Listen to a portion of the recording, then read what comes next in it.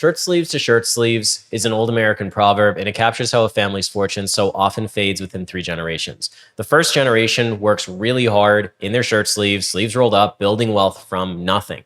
The second inherits it and gets to wear the jacket. And the third, having never known hard work, ends up right back in their shirt sleeves. In a study of 3,250 families by Roy Williams and Vic Pricer, they found that 70% of wealthy people actually lose their wealth by the second generation, and 90% lose their wealth by the third generation. And although this figure is pretty contested, it's actually widely acknowledged that wealth preservation is a complex and difficult process. I mean, it's difficult enough to get to generational wealth, and then keeping it is a whole other ballgame. Well, the actual figures are contested. What isn't contested is that when generational wealth disappears, it disappears for 3 main reasons.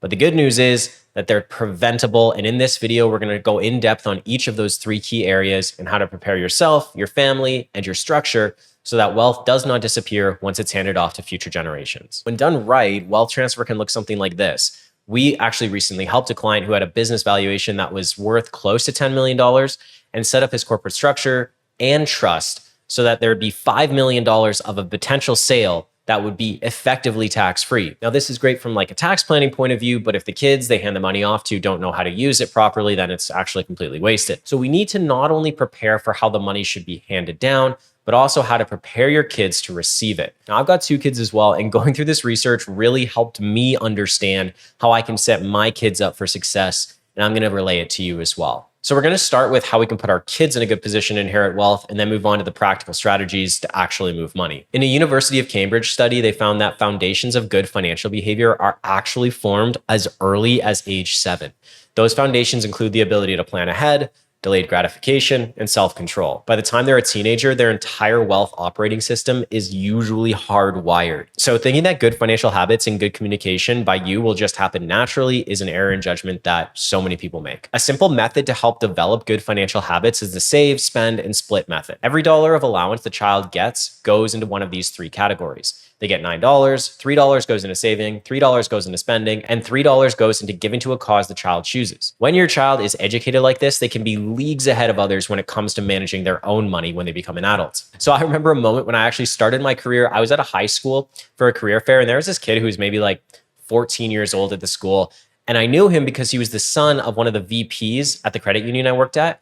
And he came to us and started grilling us about our no-fee banking claim. He was asking questions like, what are your fees to work with you? And can you actually advertise no-fees accounts when you don't pay interest to people holding the accounts and lend their money out to others for profit? Being just a bank teller at this point, I remember like not being able to give him a good answer. And that kind of stuck with me. Like, how does a kid who's only in grade 9 know more about banking than I do? But let me tell you this, the answer was not that the school taught him well. It was that his dad, the VP at our credit union, was open and honest with him about how financial structures actually work.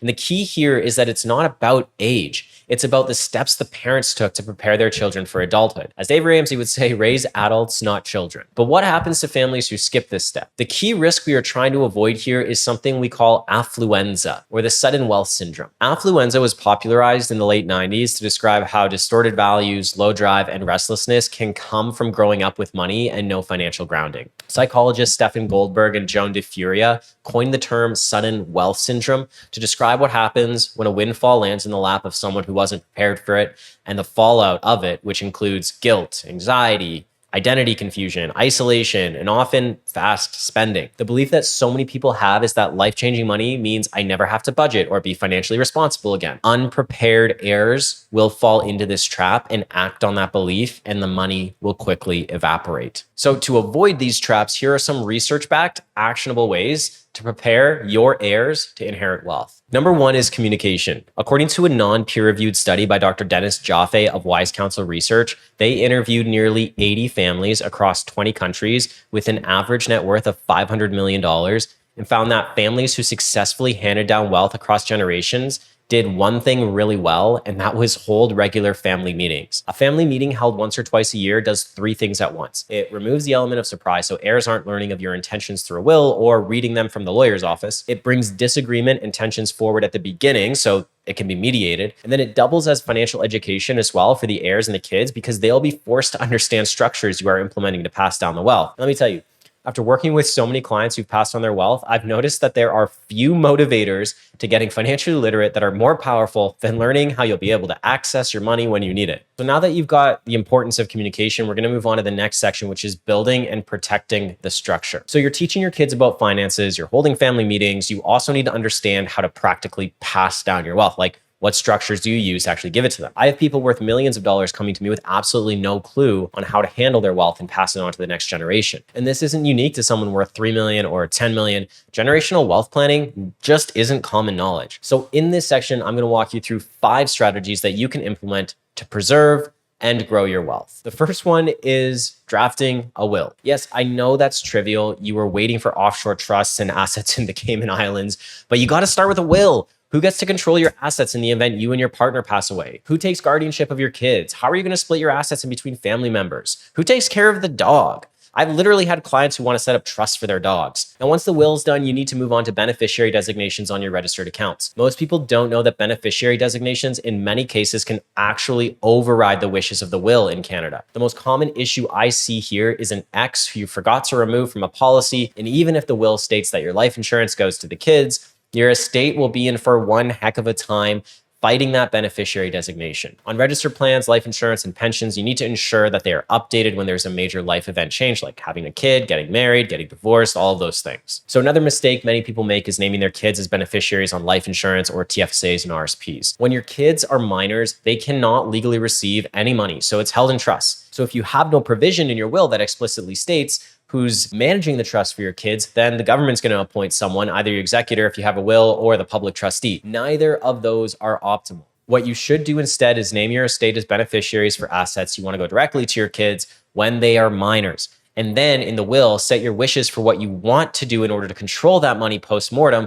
Things like when you want them to receive it, what they specifically have to do in order to get money from the estate, and other considerations. So there's this interview done by Shaq, and he basically says that he tells his kids that 2 degrees or you don't get the cheese. So it's likely part of his estate plan, meaning he's instructing his kids that unless they get their 2 degrees, they have no part in his inheritance. So you can actually specifically formulate an estate plan that specifies when the kids get the money. So things like getting their degree or getting married or having kids, all of those things can be written, and the control of the person controlling the money, they have to actually release it to the kids at that point in time. Okay, now this next one is a bit controversial, not because it's like a risky tax play, but because it requires an adult conversation with your partner.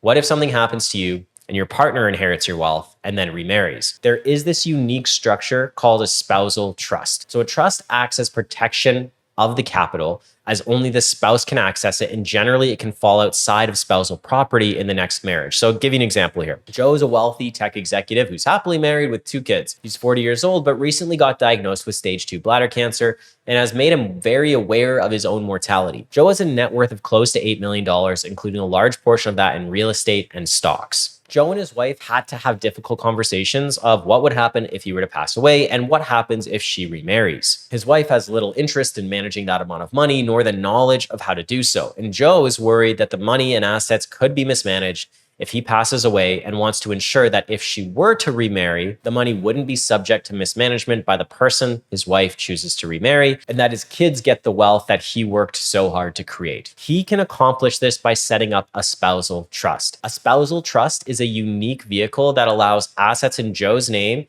to roll over to his wife at the cost basis, completely negating any tax on the transfer. Now, that's not unique to a trust because this would happen anyways. However, what is unique about this setup is that only his wife has access to the income and capital of the trust. She can then hire a financial advisor to manage the investments in the trust and also act as a safeguard in the event of potential financial abuse. Because as financial advisors, we are specifically trained to spot instances of financial abuse and have mechanisms in place to be able to protect clients' wealth in the event we see this happening. This also keeps the money and the future growth of the money out of the hands of the person Joe's wife remarries in the event they were to ever get divorced. This is the real advantage, because if Joe were to just roll over the assets to his wife, the assets and money themselves would likely not be counted as marital property with the new spouse. However, the growth on the assets in some provinces would be counted as marital property, eligible to be split in a divorce with Joe's wife's new partner.